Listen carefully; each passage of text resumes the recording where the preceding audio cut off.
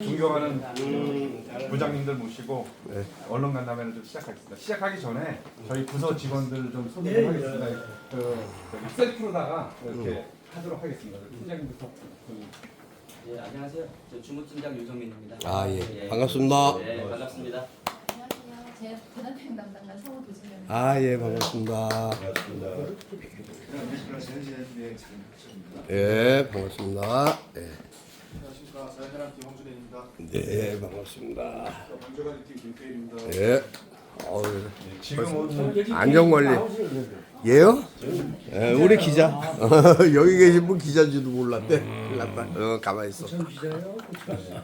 지금 최고참인데. 소개시켜야 되는 저희 직원들은요. 직원들 중에 일부인데 오늘 저기 같이 모시고 온 이유가 뭐냐면은 오늘 브리핑 자료 내용 중에서 그 핵심 사항인 그 고양시 그 상습 침수 근본 해결을 위한 그 대규모 재해 예방 사업의 그 중추적인 업무를 수행하고 있는 직원들을 좀 같이 얼굴 좀 익히기 위해서 모시고 왔습니다. 네. 세부적인 내용은 이제 브리핑하면서 설명을 드리고요. 네, 이제 브리핑 주제부터 설명을 좀 드리겠습니다. 그 오늘 주제는 그 2025년 올해 그 여름철 수해 발생 예방 및 대응 계획입니다. 이게 저기 여름철 수해는 전국적으로 항상 다들 긴장하는 그런 그 문제고요. 고양시에서는 다행히 그 몇 년 동안 그 큰 수해는 없었습니다. 사실은 작년에 그 우리가 기록으로 최고 기록인 시간당 100mm 이상이 왔음에도 불구하고 어떤 재산이나 인명 피해가 없이 잘 그 대응을 하였습니다. 네. 올해도 그렇게 되기를 좀 바라고 있고요. 비슷한 강우가 왔을 때 옆에 인접한 파주에서는 상당한 어떤 그 재산 피해를 좀 본 이력이 있음을 좀 말씀드리겠습니다. 배포해 드린 자료 첫 번째 페이지를 설명드리겠습니다. 우선 지금 올해 25년에 그 자연재해 대비를 어떻게 했는지 그거에 대해서 말씀드리겠습니다. 그뭐 해대에 있듯이 그 수해 피해 최소화에 총력을 기울였고요. 그 세부 내용으로는 그 4월 15일 날 그 여름철 대비 제2부시장님 주재로 관계 회의를 개최했습니다. 요거는 저기 재난 기간이 시작되는 5월 15일 한 달 전이거든요. 그래가지고 그 전에 했던 내용을 점검을 하고 부족한 부분을 또 체크를 해가지고 요때 나온 안건과 계획을 가지고 한 달 동안 더 보완해가지고 추진을 했습니다.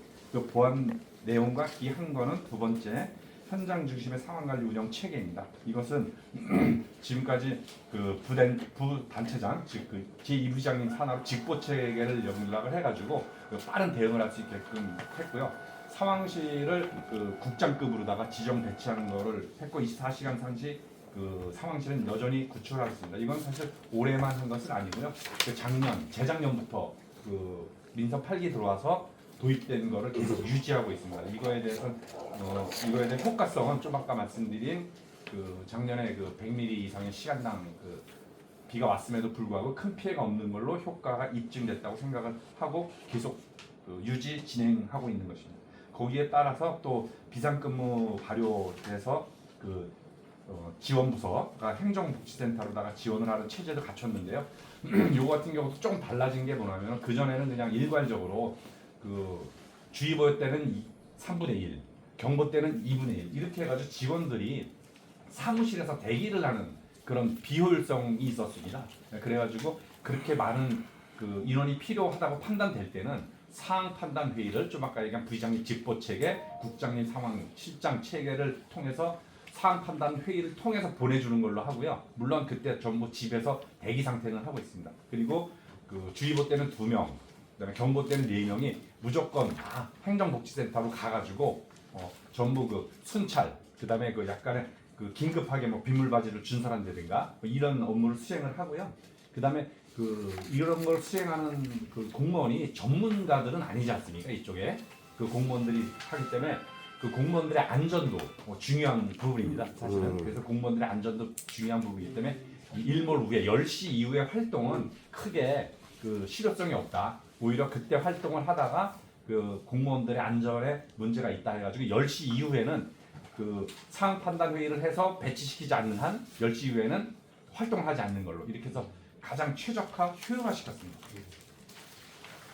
위험한 발생인지 처음일 것 같은데. 네, 그거는 왜 그러냐면 좀 보안 사항으로 지금 지적해 주신 것도 고민을 했던 사항인데요.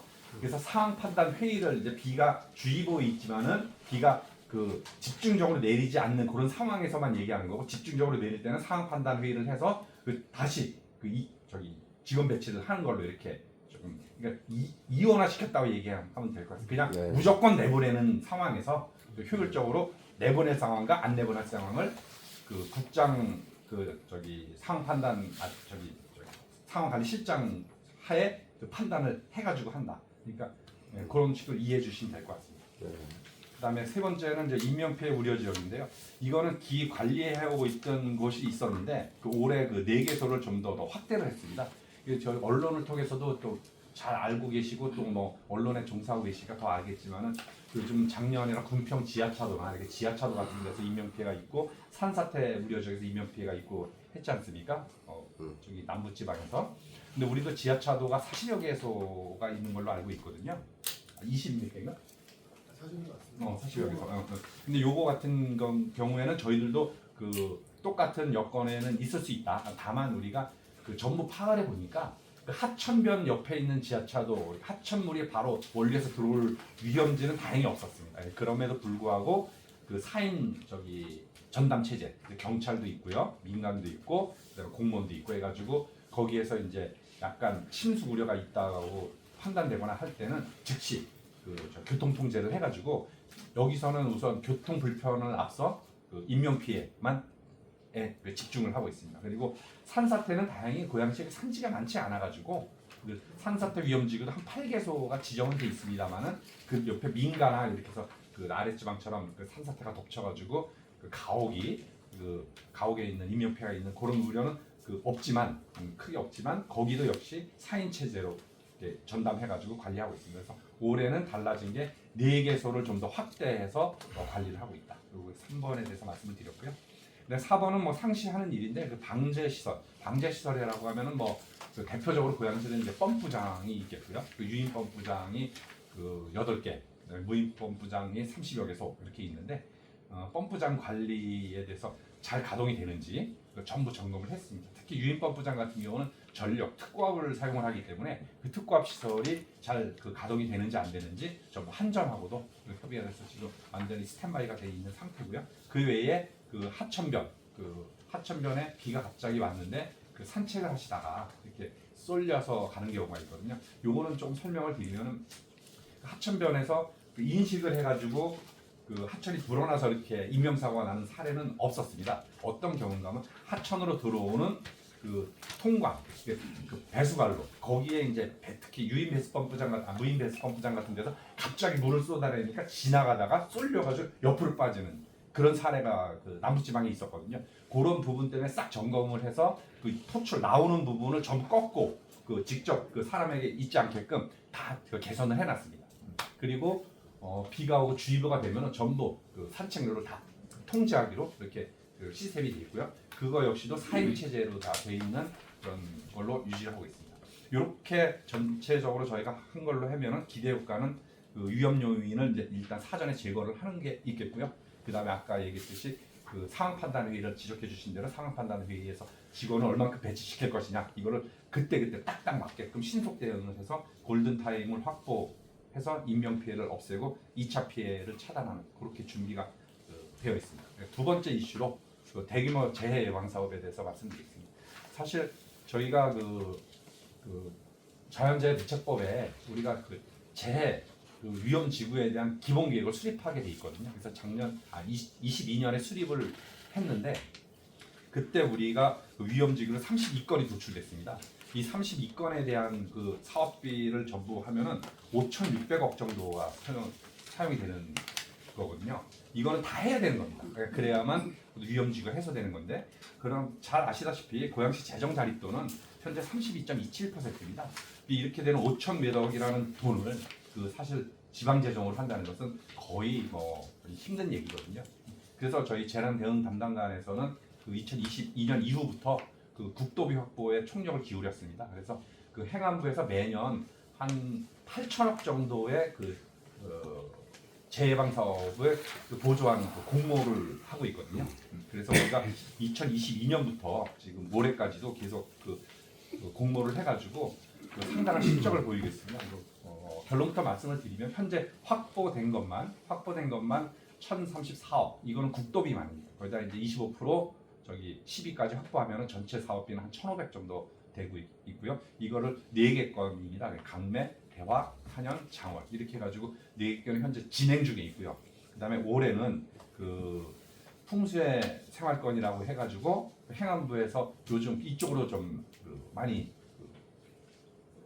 뭐랄까 중요도를 좀 싣고 있는 상황이거든요. 네, 그런 부분이 이제 저희한테 확인이 돼가지고 이번에는 그 고양시에서 처음으로 풍수생활권에 대해서 선유 관산에 대해서 이미 저 공모를 했고 제가 가가지고 저기 프레젠테이션을 했습니다. 네, 그래서 지금 아직 언레코드이긴 한데 이미 그 두 건 다 전체적으로 그 상위 20% 안에 그 랭크가 돼 있기 때문에 그 무난히 확보가 되지 않을까 이렇게 생각을 합니다. 네, 그렇지만은 한 개 지자체에서 저희가 너무 적극적으로 2개나 신청을 하다 보니까 그 형평성 문제에서 한 개만 줘야지 되지 않느냐라는 행안부의 어떤 그 전언도 좀 있기는 있었는데 제가 꼭 2개가 필요한 상황이고 하기 때문에 또 우리는 특히 그 지방과는 틀리게 그 서울 배후에 있는 우리 고양시의 그 재난이 한강을 같이 공유하고 있기 때문에 고양시에서 재난이 발생을 하면은 서울까지도 파급될 수 있는 그런 중요 도시다. 이런 것을 굉장히 그 피력을 하고 있어서 확보에 경주를 하고 있습니다. 3페이지에 보시면은 그 두 번째 칸의 도표 보면은 아까 그 재해 자연재해 저감 종합계획상 우리가 해야 될 것이 32건, 돈으로 5,600억 해가지고 현재 추진된 게 4건, 현재 기획된 게 2건. 이렇게 전부 하게 되면요, 전체 우리가 해야 될 5,600억 중에서 그 전체적으로 43%의 그 금액을 확보하게 됩니다. 이것은 오로지 전부 다 시비를 절감하는 효과로 발생을 하고요. 그 다음에 이거에 대한 근본적인 효과는 시민의 안전이 확보되는 근본적 해결되는 걸로 저희는 평가하고 있습니다. 다선뉴스 김승우 기자인데요. 기존의 위험지구가 어디예요? 네? 다선뉴스 김승우 기자인데 기존 위험지구가 어디예요? 32개소요. 32개 지역구가 어디에 그 쉽게 얘기해서 지금 도표나 자료를 보면 네. 거기에 위험지구가 어떻게 어디가 어떻고 어디가 몇 개가 있고 어디가 명칭이 없이 네. 그냥 뭉뚱그려 갖고 지금 이 내용만 있으니까 새로운 지역은 지금 말씀하신 게 새로운 지역이 강매하고 대화하고 장월이에요? 새로운 지역이 그러니까 그 선유 관산. 부분을 네. 정확하게 좀 이렇게 기재를 해주셨으면 좋았을 텐데 네네. 아무리 봐도 기존의 위험지구는 어디고 그리고 새로운 4개 곳에 위험지구를 새로 저거 했다는데 거긴 또 어딘가 네네. 그게 지금 궁금하니까 여쭤본 거예요. 알겠습니다. 그것도 자료를 만들어서 드리겠습니다. 사실 32건이 너무 많아가지고 32건을 다 나열하지는 않았고 확보된 거하고 확보할 것만 사실은 나열을 했습니다. 그렇지만은 지금 32건에 대한 그 고양시 자연재해 저감 종합계획상 위험지구로 지정된 32건도 자료를 드리도록 하겠습니다. 지금까지 설명을 드린 게 고양시의 이야기였고요. 그 다음에 이제 그 고양시의 활동이 그 얼만큼 재해예방 사업에 큰 비중이 있는가를 비교하기 위해서 경기도에 있는 그 다른 시군 연천군이 우리 다음으로 많이 국도비 확보를 한 그 시군이더라고요. 5천억? 여기가 8천억이니까 예, 여기는 전체가 5,018억이 필요한데 1,300억을 확보한 겁니다. 저희는 5,600억이 필요한데 2천 확보되면 1,500억 1,034억은 이미 확보가 됐고 그 다음에 또 1,000억이 이제 더 들어가는 거니까 비율로 따지면은 이제 저희는 그 돈으로만 따지면 저희는 43%를 국도비로 확보를 한 거고요. 했고 할 계획인 거고요. 연천 같은 경우는 25%. 그러니까 1, 2등 격차가 상당히 큽니다. 네. 그만큼 그 고양시에서 그 사만 행정을 통해 가지고 그 재해방 쪽으로 노력하는 바가 그 크다. 탁월하다. 이렇게 탁월하다. 설명을 좀 드리고 싶습니다. 제가 질문 좀 할게요. 병행 수mo 기자님. 여기 보면 이제 발빠른 사전 점검, 체계적 상황 관리, 이게 체계적 상황 관리가 굉장히 중요한 거거든요. 네. 이게 어떻게 보면 고든 템이라고 볼 수 있는 건데 체계적 상황 관리는 누가 이게 대충 책임져요. 부시장이 아니면 부장급으로 앞으로 하겠다는 얘기입니까? 예, 현재 주의보만 떨어져도 주의보는 제일 초기 단계입니다. 그다음에 경보가 있고 그다음에 더 심각 단계로 올라가는데 예. 그 제일 아래 단계에서도 국장급을 책임자로 하겠다는 뜻입니다. 뭐 아직 지정돼 있는 건 아니죠. 지정돼 있습니다. 그래 왜 지금 전체 국장들이 순번제로 나가요. 신문제를 들어가고 있어요? 그러니까 제가 볼 때는 체계적 상황을 가니까 이게 실질적으로 이게 언론이 알 수 있게끔 이 정리돼 있는 건 없지 않습니까? 현재로서 그렇죠? 근데 이게 구도 설명하는 것뿐이지 체계적 상황 관리가 어떻게 시스템이 작동이 되는지 저는 잘 모르기 때문에 이제 물어보는 거예요. 네. 예, 그러니까 거기에 대해서 뭔가 좀 보완이 좀 필요한 것 같다는 생각이 들고요. 네. 그다음에 이 고양시가 재난 지역이 꽤 많습니까? 그쪽에서 봤을 때는. 위험지고요. 예. 위험지구 아까 말씀드렸듯이 그 자연재해 종합 저감 계획상 32개소가 위험지구로 지금 돼 있습니다. 이건 아까 얘기한 지하차도나 하천변은 제외시키는 내용입니다. 그러면 중앙정부나 국비, 돌비 같은 건 얼마나 앞으로 확보해야 되는 그런 입장이에요? 예상적으로 따지면. 네, 지금 이제 국비나 도비 확보는 저희 지자체의 그 어떤 노력에 따라서 어느 정도 더 확보하냐 못하냐가 있을 것이고요. 지금 우리가 국도비를 떠나가지고 재원으로 투입해야 될 것만 5,600억을 투입을 해야지만 이 32개소의 재위험지구가 근본적으로 해결이 됩니다. 예, 그럼 끝으로 제가 이것만 말씀드리면 되겠는데요. 국비나 도비 지원 받는 데 있어서 지금 뭡니까 담당가 이 입장에서 어떻게 실적이 어떻다고 보고 있어요? 예, 상공하러 따진다면 최상이죠. 세상에. 왜 그러면 지금 좀 아까 그 경기도만 비교를 해드렸는데 우리 다음 2등으로 저기 확보를 한 데가 연천군인데 여기는 전체 해야 되는 5,800억 중에서 지금까지 25%를 확보했고 저희는 43%를 확보했고 확보 중입니다. 자치단체의 세가 다르고 현재 제가 저 뉴스중에 정리되 기자인데요. 하는 거. 그 기상청이나 이번에 우리가 그 2025년 여름철 자연재해 대책 그래가지고 좀 아까 말씀해주신 국장들 그 상황 관리에 대한 그 저기 순번 그다음 지금 말씀하신 그 재위험지구에 대한 그 어떤 점검 내용 뭐 이런 게 다 들어가 있습니다. 전문 지식 가진 사람이 들어가 있나요? 공무원 아닌. 전문위원들이 네, 있어요? 전문위원들은 저기 산사태 같은 경우는 산사태 위험지구에 대한 위원이 있고요. 예, 그 각 분야별로 그 위원들이 다 구성되어 있습니다. 아, 이쪽으로 다 하셨군요. 네, 네, 네. 그리고 제가 하나 여쭤볼게요. 지금 대비 주제 관계 기관 회의를 하셨는데 네. 이부 시장과 우리 그 담당관이 생태아침과 도로관리과가 참석했어요. 네. 근데 가장 중요한 그 하수 행정과는 왜 빠져 있어요? 이게 하수행정과가 오지 않았나? 행정과 왔었는데 제가 여기 기록을 안 한 네, 거예요. 여기 이제 그래서 제가 여쭤보는 예, 예. 왜냐하면 그렇지, 그 중요한 지난 거예요. 16일 날 네. 엊그저께 호우주의보가 내렸잖아요. 네. 내려갖고 오후 6시 현재 비가 많이 왔다고요. 네. 그래서 제가 그 공항에 들어오면서 보니까 대곡역서부터 백마역간에 그 빗물이 배수가 안 돼갖고서는 굉장히 많은 그 차량들이 아주 당황해하는 상태가 됐고, 근데 그런 것 관련해 갖고서는 어떻게 뭐 초동 조치가 안 되고 있는 건지, 그리고 또 지금 우리가 지금 골든 타임을 확보한다 그랬는데 골든 타임은 몇 분을 골든 타임이라고 그래요?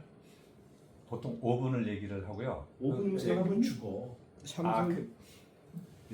지하도에 갇혀 있는 사람 5분 내로 간다 그러면 죽어요. 네, 그렇습니다. 그럼 네. 지하도 같은 경우는 그래서 이제 그 골든 타임이라는 게 이제 사실 소방에서도 쓰고 이 골든 타임은 재산 피해를 얘기하는 건 아니고 순전히 그 인명 피해 그 중에서도 사망 사고에 대한 내용입니다. 그렇기 때문에 그 발생 소방이나 이런 데서 발생을 인지를 못하고 발생한 다음에 가는 걸 골든 타임으로 보고요. 우리도 그걸 차용을 하긴 했는데 부장님 말씀해주신 저 지하차도 같은 경우에는 아예 발생하지 않게끔 침수 우려가 있을 때는 아까 4인 체제에 의해서 그 사전 통제 이렇게 해놓는 거죠. 그러니까 사전 통제의 골든타임을 얘기한다고 이해해 주시면 좋을 것 같습니다.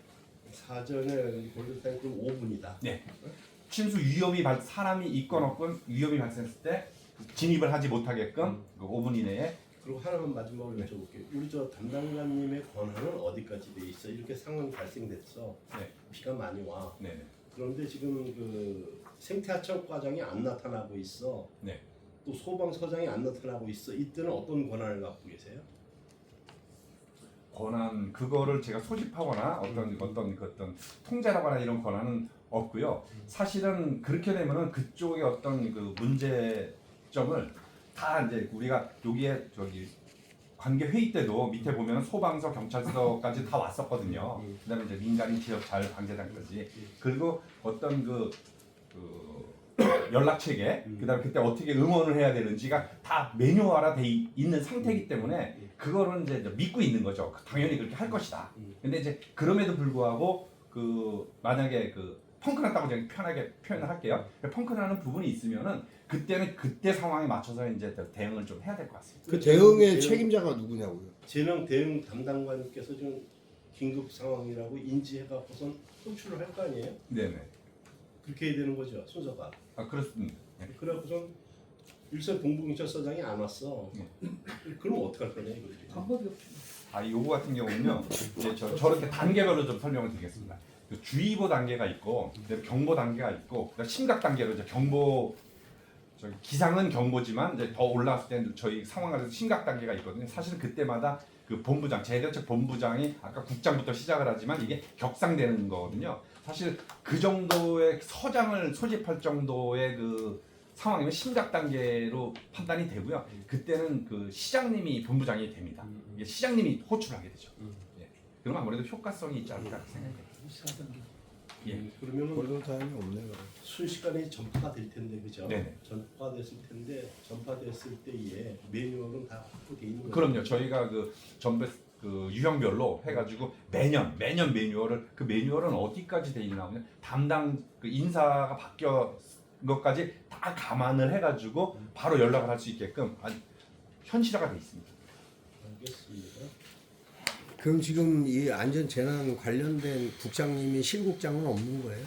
왜 그러는가 하면은 저희가 지금 그 부시장 직보 부서로 되어 있지 않습니까? 그러니까 제 위에 중간에 그 국장님이 없고 제가 이제 부시장한테 직보를 하게 돼 있기 때문에 그럼에도 불구하고 제가 하지만 그래도 국장 체계에서 들어와야 된다고 판단을 해가지고 그 다른 국장님들을 순번으로 이렇게 하고 있습니다. 이 재난이 재난이라는 건 사람 인명이 관계되기 때문에 상당히 중요합니다. 네. 스포츠 동아 고석철 기자입니다. 제가 알기로는 배수본부장 같은 데는 CCTV가 다 있어가지고 상황을 다 보시잖아요. 네. 그런데 이제 가장 더 위험한 게 지금 현재 오송에선가 물에 잠겨 있잖아요. 지하차도가. 네네. 거기는 CCTV가 지금 여기 장치가 돼 있습니까? 지하차도 CCTV 말씀하시는 거죠? 예, 물이 네. 차면은 네, 지하차도도 전부 CCTV가 지금 구축돼 있습니다. 예, 설치돼 있죠. 네. 그걸 보고 다 설치한다고 보도자료 봤거든요. 네네. 그런데 큰 위험이 있다 하면은요, 이 배수 펌프장 물 댕기는 데가 취약 지역이들 물이 많이 함유되니까 자동으로 나가고. 네. 그런데